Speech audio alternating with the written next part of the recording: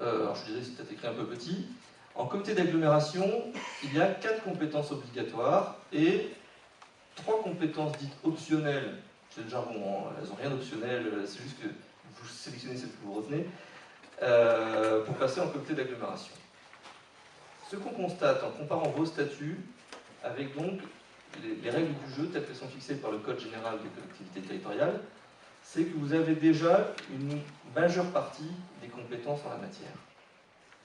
Puisque dans les compétences obligatoires, on retrouve le développement économique, l'aménagement de l'espace, l'équilibre social de l'habitat et la politique de la ville.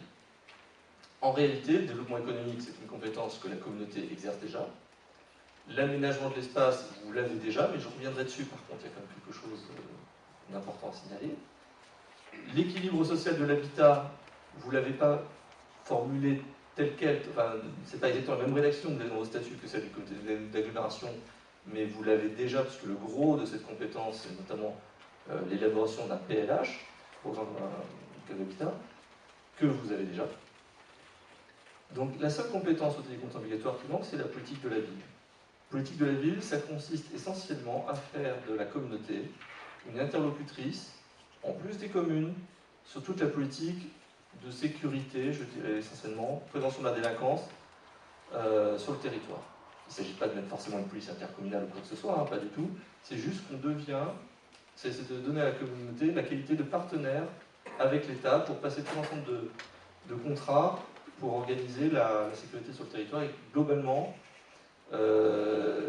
ça place la communauté à un rôle de coordination d'acteurs sur le territoire. Ça ne dépossède pas les maires de leur pouvoir de police, ça ne dépossède pas les communes de leur pouvoir en matière de gestion de leurs propres contrats de ville, de leurs contrats de sécurité et de prévention de la délinquance, etc., etc. Ensuite, quand on regarde les compétences optionnelles, ma foi, vous avez déjà toutes les compétences. Vous avez déjà la compétence, dans la liste des compétences qui sont proposées par les textes, il y a la voirie, l'assainissement, l'eau, l'environnement et le cadre de vie, dont le gros bloc est constitué par la gestion des déchets ménagers, les équipements sportifs et culturels d'intérêt communautaire, l'action sociale d'intérêt communautaire. La loi nous dit, pour passer en comité d'agglomération, vous devez sélectionner 3 compétences au minimum parmi les 6 compétences proposées. En réalité, vous avez déjà ces 3 compétences. Vous avez déjà la voirie, l'environnement avec la politique des déchets, et les équipements sportifs et culturels d'intérêt communautaire. S'il y a marqué ici partiel, c'est tout simplement parce qu'il y a des petits ajustements de rédaction, mais qui ne sont pas du fait de vos statuts, qui sont du fait que c'est rédigé légèrement différemment dans le code, hein, qu'on soit en comité de commune ou comité d'agglomération. Donc, aujourd'hui, de ce point de vue-là, de mon point de vue, hein, je ne suis absolument pas missionné, enfin, en tant qu'avocat, j'ai une indépendance d'expression d'abord, c'est une bonne nouvelle pour moi, et voilà, on travaille un peu partout sur le territoire, donc de mon point de vue, la marge à franchir ici est moins élevée que sur d'autres territoires qu'on a pu accompagner. Voilà. Après, c'est à vous de peser le pour et le contre, notamment sur les aspects financiers qui seront évoqués après. Juste une petite remarque par contre sur l'aménagement de l'espace. La compétence aménagement de l'espace en comité d'agglomération est un peu plus grande que pour les comités de communes, puisqu'elle comporte également le rôle d'autorité organisatrice des transports qui serait conféré à la communauté. C'est-à-dire que pour passer en comité d'agglomération, il faut effectivement avoir aussi cette compétence transport. Ce qui ne veut pas dire qu'on exerce forcément soit directement les transports sur le territoire, hein, mais qu'on devient l'autorité qui décide sur le territoire de ce qui se pratique en termes de transport. C'est-à-dire que potentiellement, vous pouvez décider aussi bien de reprendre la gestion des transports scolaires ou urbains sur le territoire, ou de les reconfier à d'autres autorités, comme notamment le Conseil général pour le transport scolaire. Mais ça vous permettra aussi éventuellement de développer, mais là ça ne relève pas des compétences statutaires, c'est des stratégies à vous de développer des transports éventuellement entre le haut pays et le rivage lors des vacances, enfin de la période estivale, des choses dans le genre. C'est-à-dire que ça vous donne la qualité pour intervenir. Les communes peuvent toujours intervenir également au titre de ce qu'on appelle l'autorité organisatrice de second rang, ce qui est déjà le cas aujourd'hui quand vos communes ont mis en place des services avec l'accord du Conseil général, par exemple. Donc voilà, ça vous donne vraiment là aussi un rôle de coordinateur. Sous ces réserves, ce sont les seules compétences à prendre pour pouvoir passer en comité d'agglomération. Donc il vous appartient de peser le pour et le contre effectivement de ces choses-là. En relevant une autre chose, puisque vous avez été destinataire d'avant-projets de statut sur lesquels il convient de délibérer aujourd'hui et après si vous délibérez favorablement aujourd'hui dans les communes,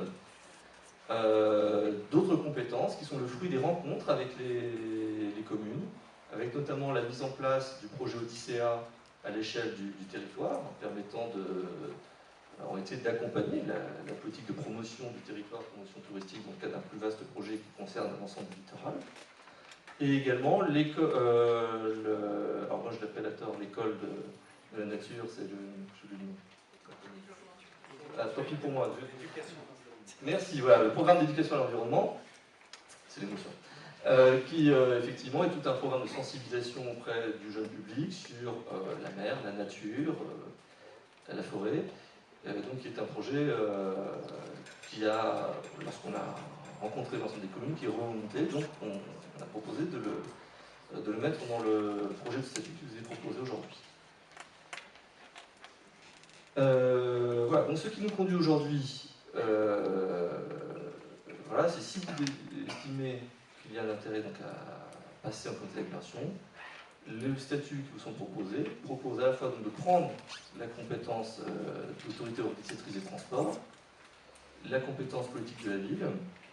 Nous avons également réécrit, je dirais, l'ensemble des statuts, tout simplement pour adapter, parce que les statuts sont des choses qui doivent vivre, pour les adapter aux évolutions législatives qui ont pu avoir lieu. Hein. Le législateur a parfois modifié 2-3 petites choses, et surtout pour les rendre plus conformes avec la rédaction du régime en comité d'agglomération.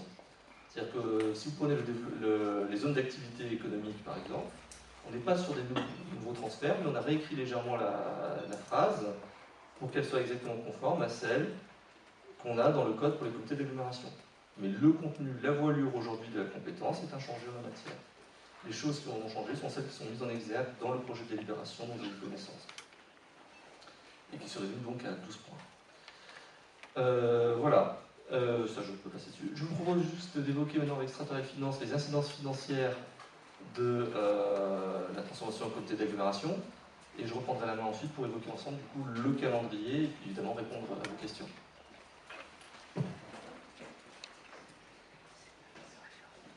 Oui, bonjour à tous. Donc, moi, c'est Jean-Baptiste Godin du cabinet Stratarial Finance. Donc, l'objet de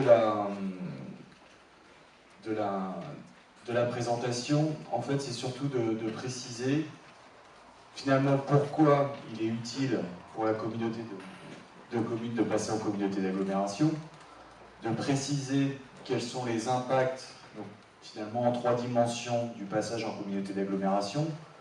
Les impacts sont sur les contribuables, bien sûr, puisque le passage en communauté d'agglomération se traduit par une modification des taux. Est-ce que la deuxième dimension, c'est les communes? Est-ce que ça va modifier quelque chose en termes de budget pour les communes? Et puis la troisième dimension, bien sûr, c'est qu'est-ce que ça va changer pour la communauté? Alors, comme l'a précisé Yann, il était important de se poser la question du passage en communauté d'agglomération, puisque d'un point de vue de l'État, effectivement, la communauté était peut-être trop dimensionnée pour percevoir une dotation d'intercommunalité suffisante. Je m'explique. Si vous voulez, vous avez plusieurs catégories de communautés, donc communauté de communes, à fiscalité professionnelle unique, c'était votre cas, et communauté d'agglomération. Les communautés de communes perçoivent en moyenne 34 € par habitant. Les communautés d'agglomération perçoivent 45 € par habitant. Dans le cas de la communauté Sud-Sainte-Baume, en 2013, elle avait finalement une population supérieure à ce que l'État apprécie comme population pour une communauté de communes, Et de ce fait,